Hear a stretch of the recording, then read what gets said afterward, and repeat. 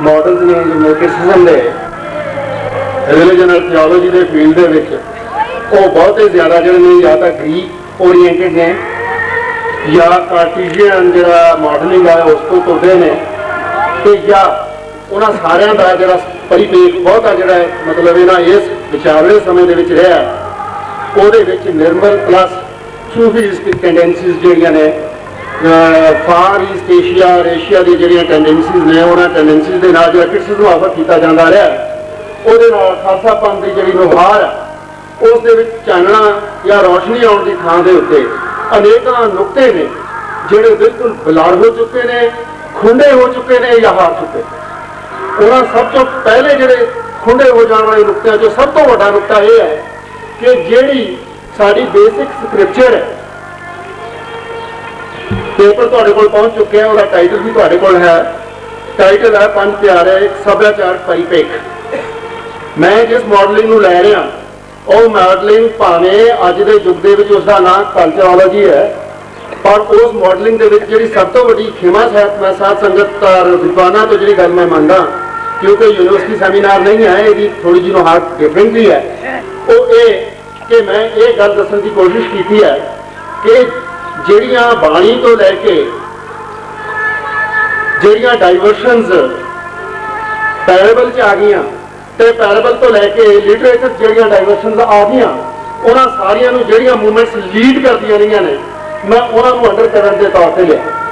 उन्होंने चों सब तो प्रतख जी लहर है जी अज तक साड़ी थियोलॉजी को हिट करती आ रही है वो मार्क्सिस्ट लहर है। तो मार्क्सिस्ट लहर के बहुत बड़े और विशाल नुकते के उत्तों एक खास किस्म का पोलीटिकल थीसिस और थीम क्रिएट की गई सी जी थीसिस और थीम अपने आप में बहुत ज़्यादा प्रोग्रेसिव भी सी किसी खास नुकते तो जिस नुकते को असी जरा ईस्टर्न यूरोप है उसने बहुत वधेरे जोर नाल हंडाया।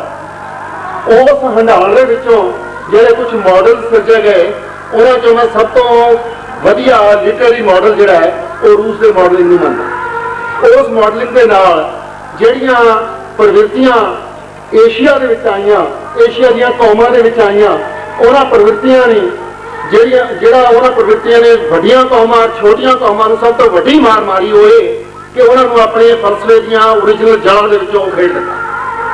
जिहड़ा सब तो पहला नुकता है मेरी जिहड़ी गल दा वो ये है। दूसरी गल मैं लंबे विस्तार ना जावा क्योंकि आई थिंक भी तुसीं सारे के सारे विद्वत लोग हो और जानते हो कि किहड़ी गल मैं कित्थे कर रहा। दूसरी गल यह है कि उस दे नाल जिहड़ी मॉर्बिडिटी लिटरेचर च आई खास करके पंजाबी लिटरेचर च आई उसने गुरबाणी की थां मिलनी शुरू कर दी और उसने गुरबाणी के सारे विवेक नूं और ईडियम नूं भ्रांत करके रखा। वो जिहड़ी भ्रांति है वो लैफ्ट भ्रांति है या राइट भ्रांति है मैं इसकी गल नहीं करांगा। मैं उस भ्रांति का जिक्र इस करके करना चाहना कि ये मॉडलिंग जी है ये कदे मैक्सिम गोरकी ने अडॉप्ट की जिन्हें वारंटी स्टालिन ने कढ़े तो जिन्होंने मरण का भी कहने ने वह दोष मारन का दोष भी उस बंदे के उत्ते जिन्होंने स्टालिन कहने वो उत्ते लगता। दूसरी गल जी मैं कहनी चाहना ये क्योंकि इस मैं बहुत दीर्घ विचार जोड़ा है टच करना चाहना वो ये कि ट्रॉट्स्की नामे एक बंदा होया बहुत बड़ा बंदा इन्होंने सारे सब तो सियाना आदमी सी जिन्होंने लैफ्टिस्ट कहने। ट्रॉट्स्की की मौत के कारणों मैं वधेरे सियासी कारण नहीं मनता बल्कि एक खास किस्म की थीम यूरोप के उभर रही सी वो थीम सी एंटी सैमेटिक थीम जिहदे इजराइल की होंद में भी बहुत बारी चैलेंज मिलता है। मेरी गल मेरा ख्याल जो लोग समझ रहे हैं मेरी उन्होंने बेनती है कि मैं चाहांगा कि इस थीसिस और थीम को थोड़ा जहा लाइव बनाया जाए और गल की जाए। उस तो होया कि सब मैं समझदा कि वो मौत का सब तो बड़ा कारण वो जीनियस सी ट्रॉट्स्की की। मैं अपने विषय तो बाहर नहीं जा रहा मैं अपने विषय को टच कर रहा ये थोड़े विषय को बहुत वाइटली टच कर दी और कट कर दी है चीज वो कि ट्रॉट्स्की जी वो मौत की सजा मिली जिंदगी जी मौत मिली वो लैफ्टिस्टां के हथों मिली और उन्होंने एक प्रो सैमेटिक बंदा होने के नाते मिली।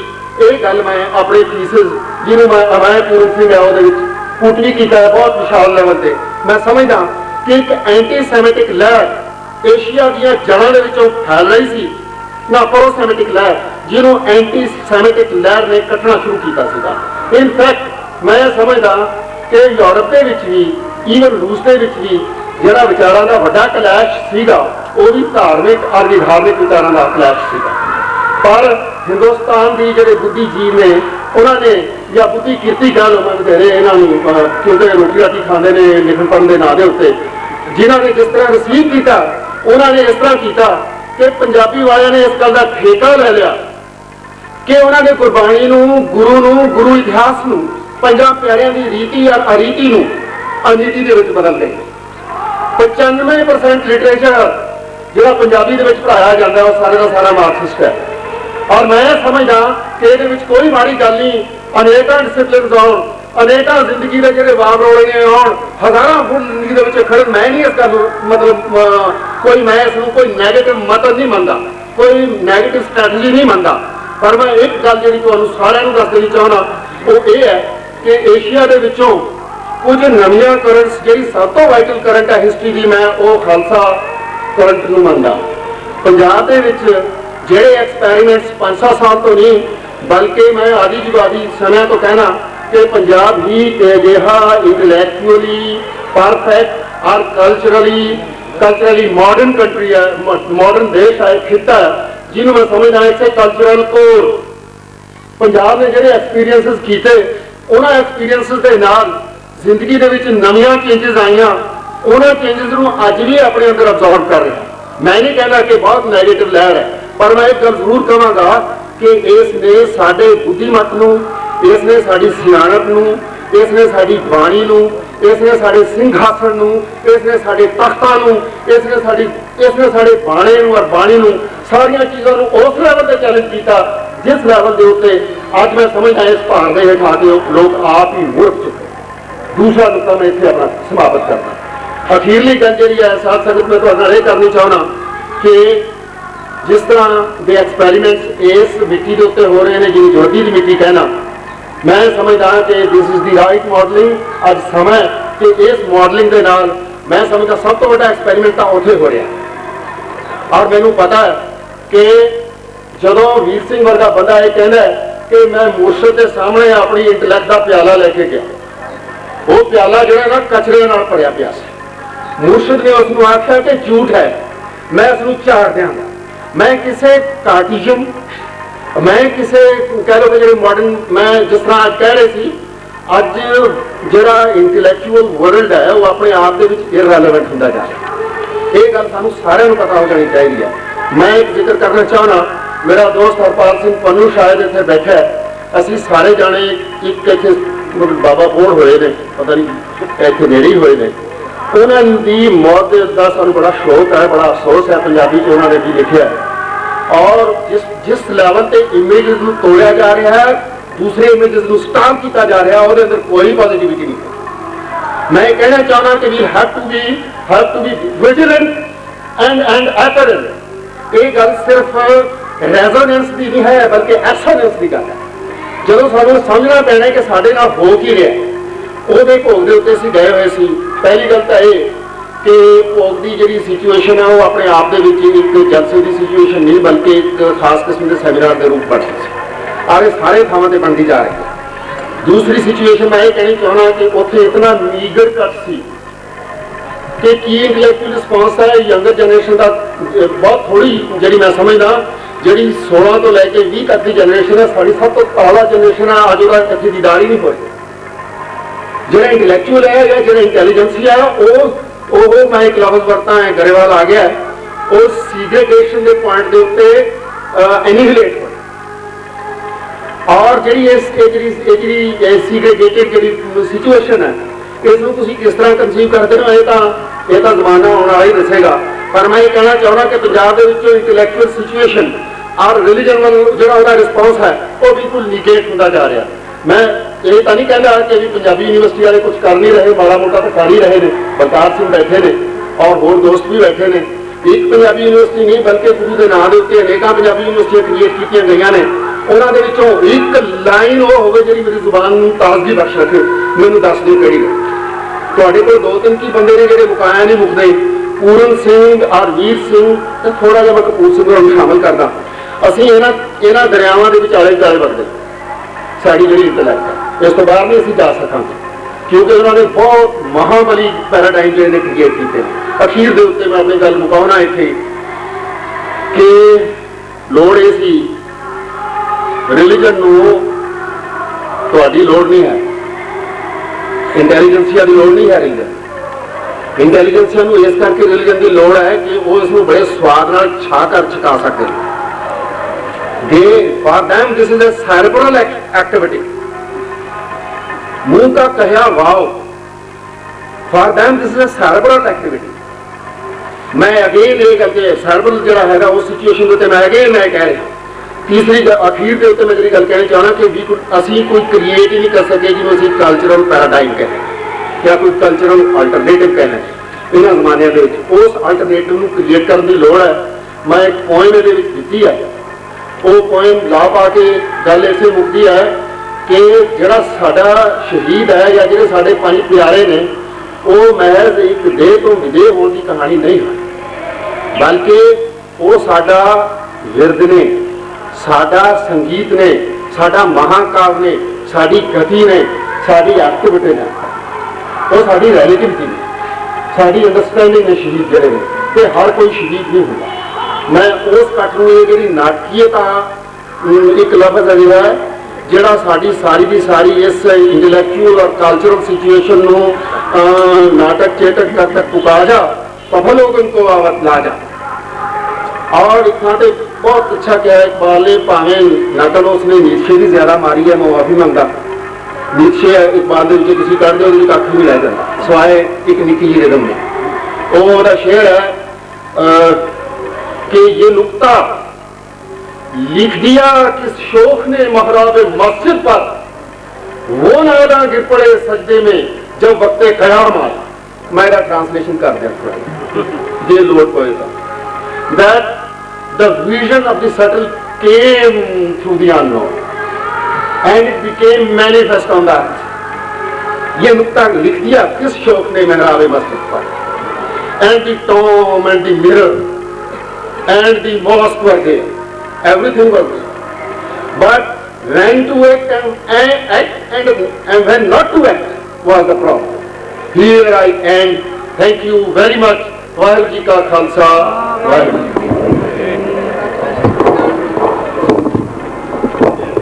बहुत बहुत धन्यवाद डॉक्टर ग्रेवाल जी।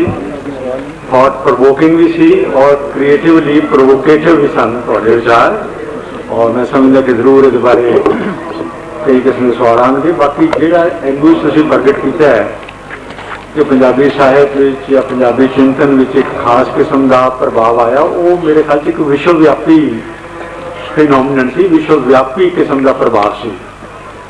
सिर्फ यही नहीं इत्थे कीता, आर्नल्ड टॉनबी वर्गे जिहड़े इतिहासकार ने, महान इतिहासकार, उन्हें भी अपनी स्टडी ऑफ हिस्टरी में लिखा है कि गुरु गोबिंद सिंह लैनन के फोरनर सन और order of the Khalsa Soviet union की कम्युनिस्ट पार्टी के फोरनर सी।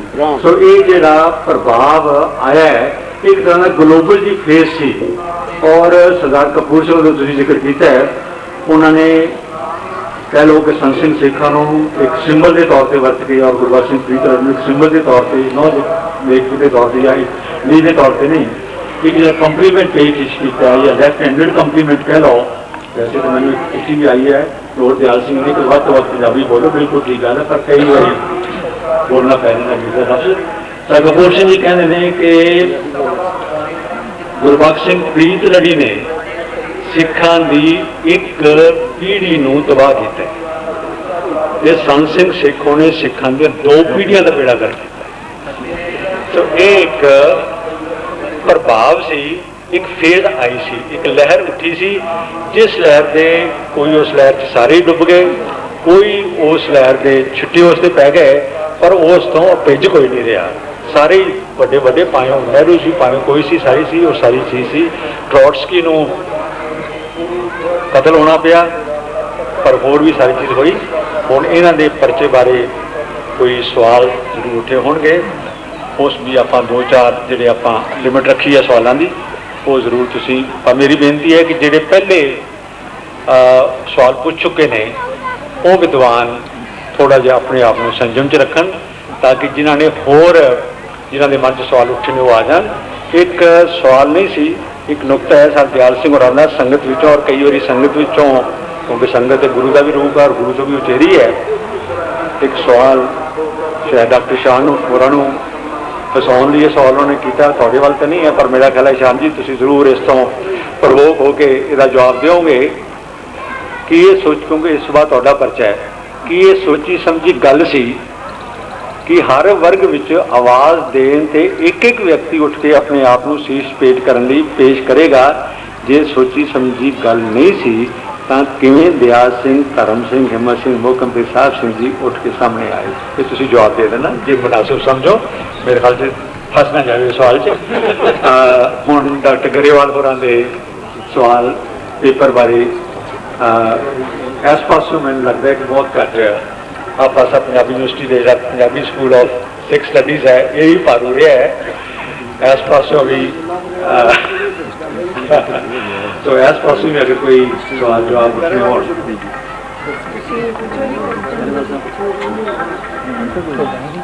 है डॉक्टर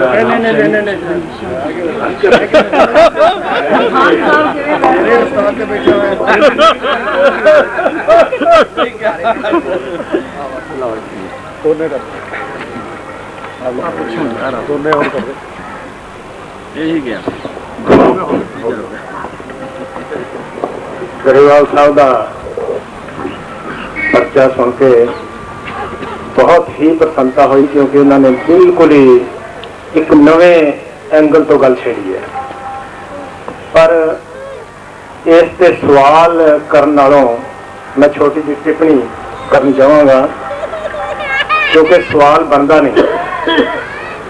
जिहड़ी गल इन्होंने विजुअलाइज की कि सिख धर्म के पतन विच या सिख इंस्टीट्यूशनस के पतन विच जे सब तो वड्डा रोल किसी ने अदा किया है तो वो पंजाब के पंजाबी इंटलैक्चुअल या मार्क्सिस्ट इंटलैक्चुअल उन्होंने किया। ये मैं समझदा कि जिस दौर के विचों असी लंघ रहे थे उस विच मार्क्सिस्ट आइडियालॉजी एक बहुत ही चकाचौंध करने वाली आइडियालॉजी थी जिन्हें इंटलैक्चुअल्स को अपने वाल खिंचा। जिस तरह सिख धर्मां दे विच एक बिल्कुल नवे मॉडल लेके आया, नवी गल लेके आया और लोग खिंचे गए। इस तरह मार्क्सिस्ट आइडियालॉजी वाल भी इंटलैक्चुअल खिंचे। इत्थे रिस्पोंसिबिलिटी मेरा ख्याल है जे किसी ने मार्क्सिज्म ठीक पढ़िया और जे किसी ने गुरु ग्रंथ साहब की स्टडी ठीक की है तो दोवां दे विच मैनू टकराव नज़र नहीं आया। टकराव आया जिहड़े सिख धर्म का एप्लीकेशन कर रहे थे या सिख धर्म की राजनीति खेड रहे थे, ते जिहड़े मार्क्सिस्ट आइडियालॉजी की राजनीति खेड रहे थे उन्हां राजनीतिकां दे विच एक टकराव आया। उस टकराव दे विच राजनीति खेडदे लोकां ने इंटलैक्चुअल्स उत्ते अपना असर इन्ना पा लिया कि जिहड़े इंटलैक्चुअल्स ने मार्क्सिज्म पढ़िया उन्होंने गुरबाणी नूं उन्नी शिद्दत नाल नहीं पढ़िया। इस करके जो कुछ गुरबाणी का या सिख धर्म दी संस्थावां का सिखां दे कोलों उन्हां दे वर्तारे चों जो कुछ मिलता रहा ਉਹਦੇ ਉੱਤੇ ज़्यादा अटैक आते रहे। गुरबाणी के उत्ते अटैक किसी मार्क्सिस्ट ने नहीं किया, लेकिन सिखी वर्तारे के उत्ते अटैक बहुत हुए। ਉਹਦੀ जिम्मेवारी मेरा ख्याल है या उन्हां सिखां दे उत्ते आउंदी है ਜਿਹੜੇ अपने आप ਨੂੰ ਕਹਿੰਦੇ सिख ਸੀਗੇ, वर्तारा सिखां वाला नहीं सीगा, या उन्हां दे उत्ते आउंदी है ਜਿਹੜੇ सिख धर्म ਨੂੰ ठीक समझते ਸੀਗੇ लेकिन लोगों तक पहुँचा नहीं सके, उसका ठीक प्रचार नहीं कर सके। तो इस टकराव ਦੇ ਵਿੱਚ जे मार्क्सिस्ट आइडियालॉजी पंजाबी साहित्य ते छा गई या मार्क्सिस्ट आइडियालॉजी ने कुछ हमले किए, ਉਹਦੇ ਵਿੱਚ मैं समझदा बड़ा शॉर्टकट समझण वाले ਜਿਹੜੇ ना मार्क्सिज्म ਨੂੰ समझते थे लेकिन मार्क्सिस्ट राजनीति तो अकाली राजनीति नाल टकराना चाहुंदे सी, उन्हां नूं हेठ दिखाना चाहुंदे सी, उस ते लैवल ते टकराव आया। पर जे किशन सिंह वर्गिया ने या मैं अरदास भी उन्हां च शामिल है भी जिन्हां ने मार्क्सिस्ट आइडियालॉजी नूं अपनाया भी, पढ़िया भी और गुरबाणी नूं भी पढ़िया, सानूं किते टकराव नज़र नहीं आया। सानूं तां रादर एक दूजे दे पूरक दिसे। जे किसी ने सच्चा मार्क्सिस्ट बनना है तो शायद खालसे का रूप हो सकता है, तो जे किसी ने सच्चा खालसा बनना है ਤਾਂ ਉਹ ਮਾਰਕਸੀਅਨ ਰੂਪ ਹੋ ਸਕਦਾ। ਪਰ ਜਿਹੜੇ ਮਾਰਕਸਿਸਟ ਤੁਰੇ ਫਿਰੇ ਦਿਸਦੇ ਨੇ, ਜਿਨ੍ਹਾਂ ਦਾ ਜ਼ਿਕਰ ਕੀਤਾ ਗਰੇਵਾਲ ਸਾਹਿਬ ਨੇ, ਸ਼ਾਇਦ ਤੁਹਾਨੂੰ ਪਤਾ ਨਹੀਂ, ਉਹਨਾਂ ਮਾਰਕਸਿਸਟਾਂ ਨੇ ਸਾਰਾ ਮਾਰਕਸਿਜ਼ਮ ਡੋਬਿਆ।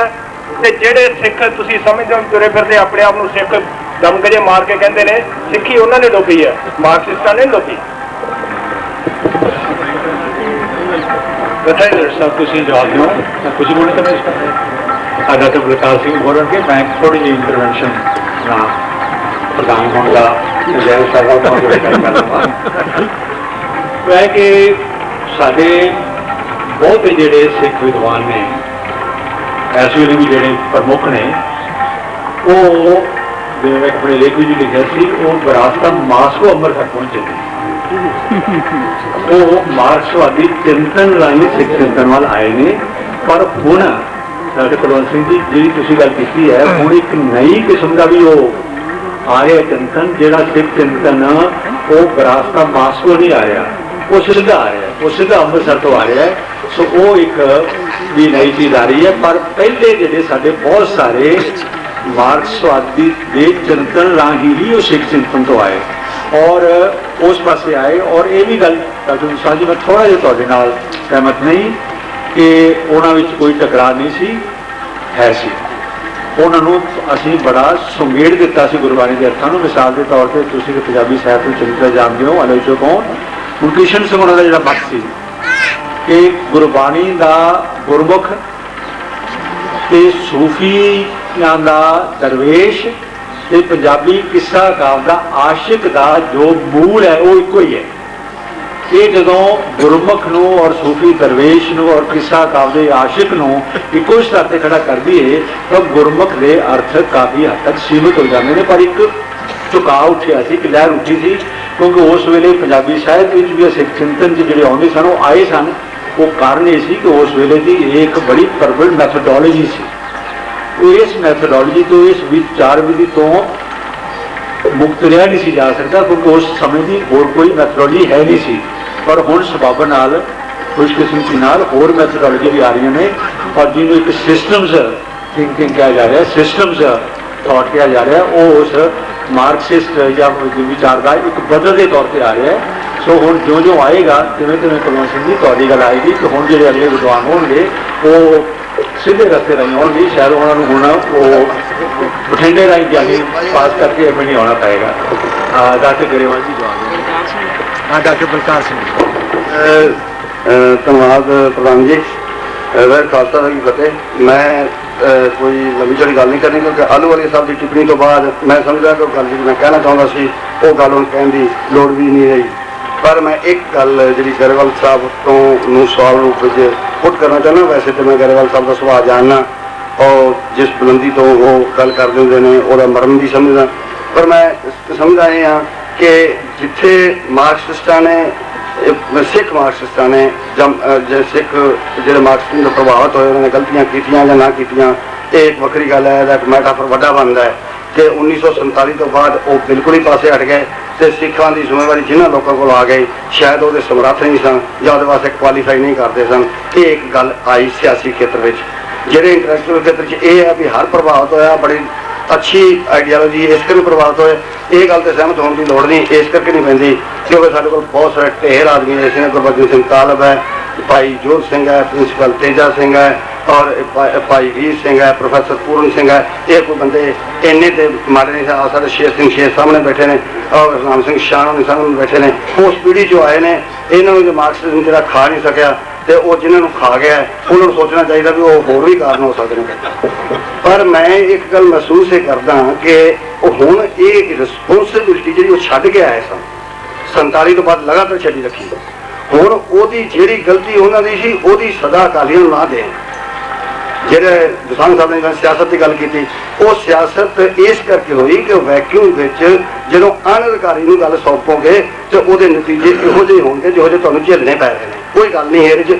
पर मैं आलूवालिया साहब ने जिन्हें आश्वासन दवाया मैं आप इस राय दा तो ये बहुत चंगा ओमन है। असी सारे इकट्ठे बैठे हैं तो एको ही गल कर रहे हैं और इस पासे नूं बड़ी मुहिम चल रही है। पर हुण जिहड़े जिन्हां नूं इउं लगदा है कि कोई होर एलीमेंट साडे च एंटर करके साडा हक खोहण नूं करदा है ਜਾਂ ਉਧਰੋਂ ਹਾਰ ਗਏ ਨੇ, ਰੂਸ ਕਰਕੇ ਡਿੱਗ ਪੈਣ ਤਾਂ ਆ ਰਹੇ ਨੇ, ਉਹਨਾਂ ਨੂੰ ਵੀ ਇਹ ਸੋਚਣਾ ਚਾਹੀਦਾ ਵੀ ਸਿੱਖੀ ਘੇਰੇ ਵਿੱਚ, ਸਿੱਖ ਖੇਤਰ ਵਿੱਚ ਇਹ ਕਿਸੇ ਦੀ ਕੋਈ ਮੁਨਾਫਰੀ ਨਹੀਂ ਹੈ ਕਿ ਦਰਵਾਜ਼ਾ ਕਰਕੇ ਬੰਦ ਕਰਕੇ ਬੈਠੇ। ਕਿਸੇ ਦੀ ਇਹ ਵੀ ਮਤਲਬ ਕਿਸੇ ਨੂੰ ਅਧਿਕਾਰ ਨਹੀਂ ਹੈ ਕਿ ਸਿੱਖ ਸਪਿਰਿਟ ਦੂਜੇ ਨੂੰ ਸ਼ਰਮਿੰਦਾ ਕਰਕੇ ਆਪਣੀ ਸ਼ੌਹਰਤ ਬਣਾਉਣ ਦੀ ਕੋਸ਼ਿਸ਼ ਕਰੇ। ਕੀ ਗਰੇਵਾਲ ਸਾਹਿਬ ਤੁਸੀਂ ਮਹਿਸੂਸ ਇਹ ਨਹੀਂ ਕਰਦੇ ਕਿ ਜਦੋਂ ਸਾਡੇ ਘਰ ਨੂੰ ਲੋਕ ਪਰਤ ਰਹੇ ਨੇ ਤੇ ਉਹ ਦਰਵਾਜ਼ਾ ਖੁੱਲਾ ਰੱਖਣਾ, ਆਓ ਭਗਤ ਦੀ ਜਾਚ ਸਿੱਖਣੀ, ਪ੍ਰਾਹੁਣਾਚਾਰੀ ਵਾਸਤੇ ਤਿਆਰ ਹੋਣਾ, ਇਹ ਸਾਡਾ ਵੀ ਵੱਡਾ ਫਰਜ਼ ਬਣ ਜਾਂਦਾ ਹੈ। ਮੇਰਾ ਸਿਰ ਪ੍ਰਸ਼ਨ ਇਹਨਾਂ ਦਾ। ਇੱਕ ਮਿੰਟ ਲਈ ਡਾਕਟਰ ਬਲਕਾਰ ਸਿੰਘ, ਉਸ ਤੋਂ ਬਾਅਦ ਮੈਂ ਜੀ ਸਵਾਲ ਮੇਰਾ ਜੇਲ ਸਿੰਘ ਹੈ। ਸਮਾਂ ਚਾਹੀਦਾ, ਪਰ ਫਿਰ ਫਿਲਹਾਲ ਮੈਂ ਜਿਹੜੀ ਗੱਲ ਕਹਿਣਾ ਚਾਹੁੰਦਾ ਉਹ ਇਹ ਹੈ ਕਿ ਮਾਰਕਸਿਜ਼ਮ ਆ ਗਿਆ ਇਹ ਗੱਲਬਾਤ ਤੇ ਕਦੇ ਫੈਸ਼ਨ ਵੀ ਬਣ ਗਿਆ ਸੀ। ਮੈਂ ਪਹਿਲਾਂ ਵੀ ਪਿਛਲੇ ਵਾਰ ਜਦੋਂ ਪ੍ਰਸ਼ਨ ਕਰਨ ਵੇਲੇ ਕਿਹਾ ਸੀ ਕਿ ਸਿੱਖ ਲੇਖਕ ਜਿਹੜੇ ਹੈ ਉਹ ਗੁਰੂ ਨਾਨਕ ਨੂੰ ਫਸਟ ਕਮਿਊਨਿਸਟ ਗਰਦਾਨਣ ਤੱਕ ਗਏ। ਅਜਿਹੀਆਂ ਲਿਖਤਾਂ ਨੇ ਜਿਸ ਕਿਹਾ ਗਿਆ ਕਿ ਗੁਰੂ ਨਾਨਕ ਵਾਸ ਦੀ ਫਸਟ ਕਮਿਊਨਿਸਟ। ਮੇਰੀ ਆਸ ਹੈ ਕਿ ਇਹ ਫੈਸ਼ਨ ਵੀ ਬਣਿਆ ਤੇ ਇੱਕ ਪ੍ਰਭਾਵ ਵੀ ਬਣਿਆ ਇੱਕ ਸਿਚੁਏਸ਼ਨ ਦਾ ਕਿ ਇਸ ਤਰ੍ਹਾਂ ਬੰਦਾ ਪ੍ਰੋਗਰੈਸਿਵ ਜਿਹਾ ਲੱਗਦਾ ਮਾਰਕਸਿਸਟ ਹੋਣ ਕਰਕੇ, ਤੇ ਇਹੋ ਜਿਹੀ ਕਮਿਊਨਿਸਟ ਹੋਣਾ, ਪ੍ਰੋਗਰੈਸਿਵ ਹੋਣਾ, ਇਹ ਇੱਕ ਪ੍ਰਭਾਵ ਜਿਹਾ ਬਣ ਗਿਆ ਸੀ, ਫੈਸ਼ਨ ਹੋ ਗਿਆ ਸੀ।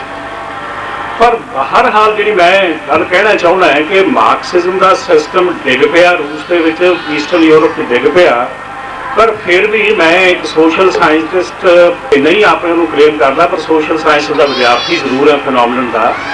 ਸੋਸ਼ਲ ਰਿਐਲਿਟੀ ਨੂੰ ਐਨਾਲਾਈਜ਼ ਕਰਨ ਵਾਸਤੇ ਮਾਰਕਸਿਜ਼ਮ ਐਜ਼ ਅ ਟੂਲ, ਮੈਂ ਇਹਦੀ ਮਹੱਤਤਾ ਅਜੇ ਵੀ ਪ੍ਰਮਾਣ ਕਰਦਾ। Marxism as a tool of social analysis, ਮੈਂ ਇਹਦੀ ਮਹੱਤਤਾ ਨੂੰ ਪ੍ਰਵਾਨ ਕਰਦਾ। ਮਾਰਕਸਿਜ਼ਮ ਦੀਆਂ ਬੇਸਿਕ ਅਜ਼ੰਪਸ਼ਨਸ ਨਾਲ ਮੈਂ ਸਹਿਮਤ ਨਹੀਂ, ਕਿਉਂਕਿ ਮਾਰਕਸਿਜ਼ਮ ਦੀ ਮੁੱਢਲੀ ਅਜ਼ੰਪਸ਼ਨ ਜਿਸ ਤਰ੍ਹਾਂ ਆਲੂਵਾਲੀ ਸਾਹਿਬ ਬੈਠੇ ਨੇ, ਬਾਕੀ ਸੱਜਣ ਵੀ ਜਾਣਦੇ ਨੇ, ਉਹ ਤਾਂ ਕਿਸੇ ਚੀਜ਼ ਦੇ ਐਸੈਂਸ ਨੂੰ, ਮਨੁੱਖ ਦੇ ਐਸੈਂਸ ਨੂੰ ਹੀ ਪ੍ਰਵਾਨ ਨਹੀਂ ਕਰਦੇ ਕਿ ਮਨੁੱਖ ਦਾ ਕੋਈ ਐਸੈਂਸ ਹੈ ਹੀ ਨਹੀਂ, ਲਗਾਤਾਰਤਾ ਹੀ ਨਹੀਂ, ਕੇਂਦਰੀਤਾ ਹੀ ਨਹੀਂ ਮਨੁੱਖ ਦੀ ਹੈ।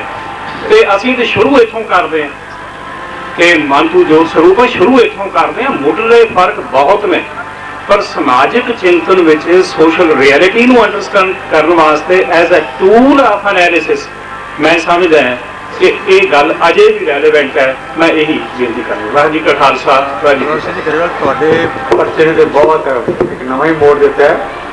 ਆਪਣੇ ਜੋ ਗਰੇਵਾਲ ਜੀ ਬੈਠੇ ਨੇ ਇਹ ਵੀ ਬੋਲਣਾ ਚਾਹੁੰਦੇ ਨੇ। ਸਿੰਘ ਜੀ ਗੱਲ ਤੁਹਾਡੀ ਠੀਕ ਹੈ ਵੀ ਮਾਰਕਸਿਜ਼ਮ ਟੂਲ ਵਰਤਿਆ ਹੈ, ਪਰ ਉਹ ਕਈ ਇਹੋ ਜਿਹੇ ਮੇਰੇ ਵਰਗੇ ਨਾੜੀ ਹੁੰਦੇ ਨੇ, ਕੋਈ ਚਾਕੂ ਕੱਟਦੇ ਕਰਦੇ ਆਪਣਾ ਹੱਥ ਕੱਟ ਦਿੰਦੇ ਨੇ।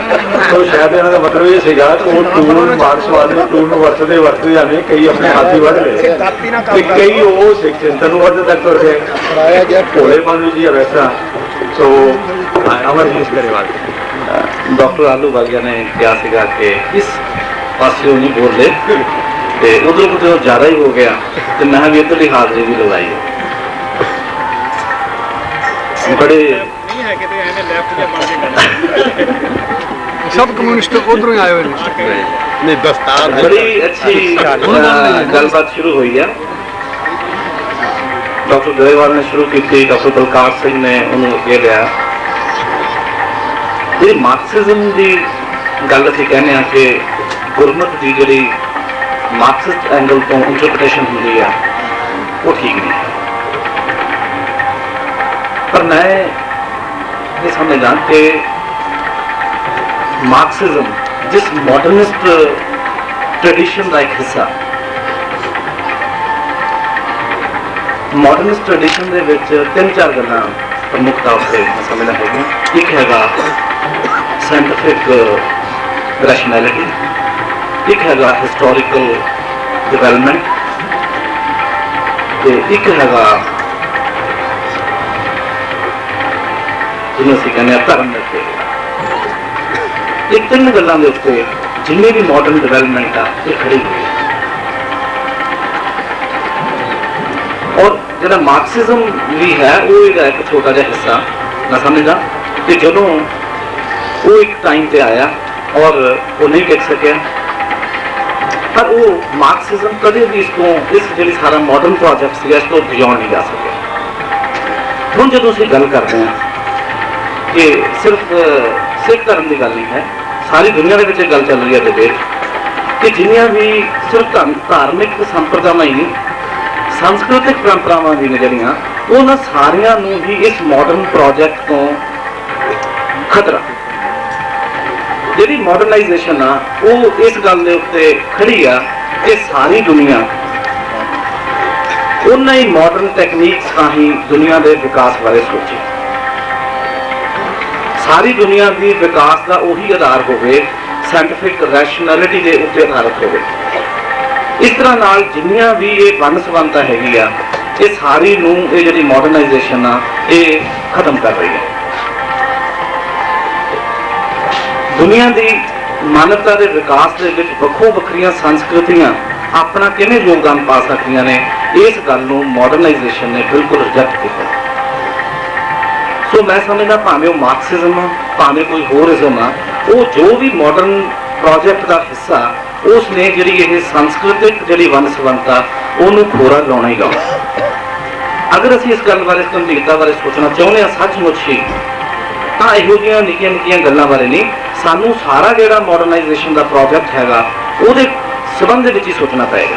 ਔਰ ਇਹ ਗੱਲ ਸਾਰੀ ਦੁਨੀਆ ਸੋਚ ਰਹੀ ਆ, ਅਸੀਂ ਕੋਈ ਵੱਖਰੀ ਤਰ੍ਹਾਂ ਨਹੀਂ ਸੋਚ ਰਹੇ। ਦੂਸਰੀ ਗੱਲ ਇਹਦੇ ਨਾਲ ਹੀ ਸੰਬੰਧਿਤ ਮੈਂ ਸਮਝਦਾ ਕਿ ਜਿਹੜੀ ਅਸੀਂ ਇਹ ਕਹਿੰਦੇ ਆ ਕਿ ਜਿਵੇਂ ਸ਼ਾਇਰੀ ਦੇ ਐਂਗਲ ਤੋਂ ਜਾਂ ਅਸੀਂ ਸਾਰੀ ਉਸਦੀ ਮੈਂ ਕਹਿੰਦਾ ਵੀ ਅਸੀਂ ਕਿਤੇ ਜਦੋਂ ਮਾਡਰਨਿਜ਼ਮ ਨੂੰ ਰਿਜੈਕਟ ਕਰ ਰਹੇ ਹਾਂ, ਅਸੀਂ ਪ੍ਰੀ ਮਾਡਰਨ ਜਿਹੜੀਆਂ ਧਾਰਨਾਵਾਂ ਉਹਨਾਂ ਦਾ ਸ਼ਿਕਾਰ ਤਾਂ ਨਹੀਂ ਹੋ ਜਾਂਦੇ। ਜੇ ਅਸੀਂ ਇਸ ਮਾਡਰਨ ਪ੍ਰੋਜੈਕਟ ਨੂੰ, ਇਸ ਸਾਇੰਟੀਫਿਕ ਲੌਜਿਕ ਨੂੰ ਜਾਂ ਇਸ ਮਾਰਕਸਿਜ਼ਮ ਨੂੰ ਰਿਜੈਕਟ ਕਰਨਾ, ਤਾਂ ਸਾਨੂੰ ਦੇਖਣਾ ਪਏਗਾ ਕਿ ਅਸੀਂ ਪ੍ਰੀ ਮਾਡਰਨ ਸਿਚੁਏਸ਼ਨ 'ਚ ਨਾ ਚਲੇ ਜਾਈਏ, ਅਸੀਂ ਕਿਸੇ ਨਵੀਂ ਸਿਚੁਏਸ਼ਨ ਦੇ ਵਿੱਚ ਐਂਟਰ ਹੋਈਏ। ਧੰਨਵਾਦ।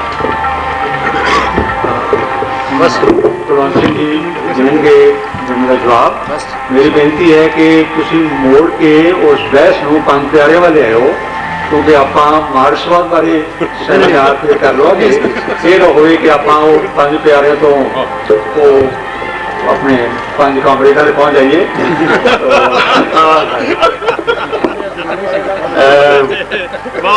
ਸਭ ਤੋਂ ਪਹਿਲਾਂ ਮੈਂ ਧੰਨਵਾਦੀ ਹਾਂ ਆਪਣੇ ਜਾਏ ਉਸਤਾਦ ਖਾਲੀ ਜੀ ਕਿ ਆਪਣੇ ਵੀਰ ਡਾਕਟਰ ਸੁਰਿੰਦਰ ਸਿੰਘ ਹੋਰਾਂ ਦਾ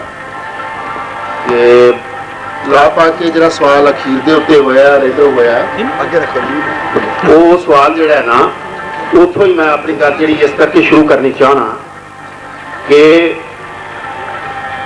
ਖਾਲਸਾ ਸਿਚੁਏਸ਼ਨ ਜਿਹੜੀ ਹੈ ਉਹਦੇ ਵਿੱਚ ਜਿਹੜੇ ਪ੍ਰਾਂਤ ਸੁਰ ਲੱਗੇ ਨੇ, ਉਹਨਾਂ ਦਾ ਜਿਹੜਾ ਐਨਾਲਿਸਿਸ ਹੈ ਉਹ ਮਾਡਰਨ ਮਾਨਿਆਂ 'ਚ ਵੀ ਡਿਟਰਮਿਨਿਸਟਿਕ ਨਹੀਂ ਹੈ। Modernity in itself is deterministic. One. Number two, where you say that there are so many angles from which we can project the Sikh image or any image of any culturology or any civilization, I say that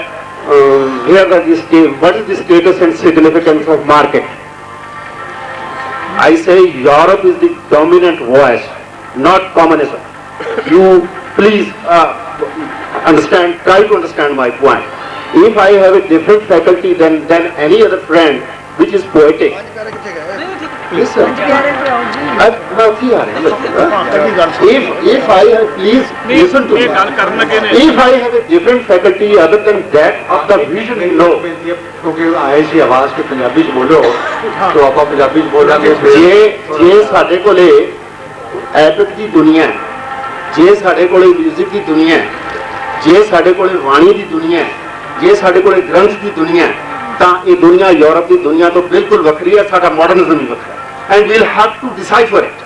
number 2, number 3 ਜਿਹੜੀ ਇਹ ਗੱਲ ਕਹਿ ਰਹੇ ਸੀ ਬਈ Marxist ਸਿੱਖ ਹੋ ਸਕਦਾ ਹੈ, ਸਿੱਖ Marxist ਹੋ ਸਕਦਾ ਹੈ, ਇਹਦਾ ਮਾਰਕਸਿਜ਼ਮ ਦਾ ਜੀ ਸਿੱਖੀਜ਼ਮ ਨਾਲ ਜਾਂ ਰਿਲੀਜਨ ਦੇ ਨਾਲ ਕਦੇ ਕੋਈ ਤਾਲੁਕ ਨਹੀਂ ਹੋਇਆ ਤੇ ਬਣ ਨਹੀਂ ਸਕਦਾ। ਅਸੀਂ ਵੀ ਆ ਬੇਸਿਕਲੀ ਰਿਲੀਜਨ ਪੰਜ ਪਿਆਰਿਆਂ ਦੀ ਜਿਹੜੀ ਸਿਚੁਏਸ਼ਨ ਹੈ ਉਹ ਰਿਲੀਜਨ ਦੀ ਸਿਚੁਏਸ਼ਨ ਫੇਥ ਦੀ ਇਹ ਪੰਜ ਪਿਆਰਿਆਂ ਦੀ ਜਿਹੜੀ ਸਿਚੁਏਸ਼ਨ ਹੈ ਇਹ ਫੇਥ ਦੀ ਸਿਚੁਏਸ਼ਨ ਹੈ, ਇਹ ਸੈਰੀਬਰਲ ਸਿਚੁਏਸ਼ਨ ਨਹੀਂ ਹੈ, ਇਹ ਕਾਰਟੀਜ਼ੀਅਨ ਸਿਚੁਏਸ਼ਨ ਨਹੀਂ ਹੈ, ਇਹ ਮਾਡਰਨ ਸਿਚੁਏਸ਼ਨ ਨਹੀਂ ਹੈ। It's a situation beyond vision. It's a situation, meta situation as we can call it. It's a situation of assonance. And thirdly, ਜਦੋਂ ਮੈਂ ਇਹ ਕਹਿਣਾ ਕਿ ਜਿਹੜੀ ਸਿਚੁਏਸ਼ਨ ਜਦੋਂ ਭ੍ਰਾਂਤ ਹੋਈ ਹੈ ਨਾ ਸਾਡੀ, ਮਤਲਬ ਗੁਰਬਾਣੀ ਦੀ ਇੰਟਰਪ੍ਰੀਟੇਸ਼ਨ ਦੀ, ਜਾਂ ਸਾਰੀਆਂ ਪੰਜ ਪਿਆਰਿਆਂ ਦੀ ਇੰਟਰਪ੍ਰੀਟੇਸ਼ਨ ਦੀ, ਜਾਂ ਸਾਡੇ ਤਖਤਾਂ ਦੀ ਇੰਟਰਪ੍ਰੀਟੇਸ਼ਨ ਦੀ, ਮੈਂ ਆਹਲੂਵਾਲੀਆ ਜੀ ਦਾ ਆਦੇਸ਼ ਮੰਨ ਰਿਹਾ। ਇਹ ਜਦੋਂ ਭ੍ਰਾਂਤ ਹੋਈ ਆ, ਉਹਦੀ ਭ੍ਰਾਂਤੀ ਦੇ ਵਿੱਚ ਨੌਲੇਜ ਦਾ, ਮੈਂ ਬਲਕਾਰ ਸਿੰਘ ਹੋਰਾਂ ਦੀ ਗੱਲ ਦਾ ਜਵਾਬ ਦਿੰਦਾ ਕਿ ਗੱਲ ਜਿਹੜੀ ਬੇਸਿਕ ਹੈ ਇਹ ਮਾਰਕਸਿਜ਼ਮ ਦੀ ਨਹੀਂ ਹੈ, ਬਲਕਿ ਮਾਰਕਸਿਜ਼ਮ ਦੇ ਕੱਚੇ ਅਧਿਐਨ ਦੀ, ਔਰ ਸਿੱਖੀਜ਼ਮ ਦੇ ਬਹੁਤ ਹੀ ਕੱਚ ਪੱਕੇ ਅਧਿਐਨ। That was the point of ignorance। ਜਿੱਥੇ ਮੈਂ ਕਹਿੰਦਾ ਵੀ ignorance ਤੋਂ ਇਹ ਗੱਲ ਸ਼ੁਰੂ ਹੋਈ ਸੀ ਕਿ ਉਹ ਕਹਿੰਦੇ ਨੇ ਬਿਖ ਮਾਹੇ ਅੰਮ੍ਰਿਤ ਬੀਜੀਏ, ਉਹ ਬਿਖ ਹੀ ਹੋਏ, INT।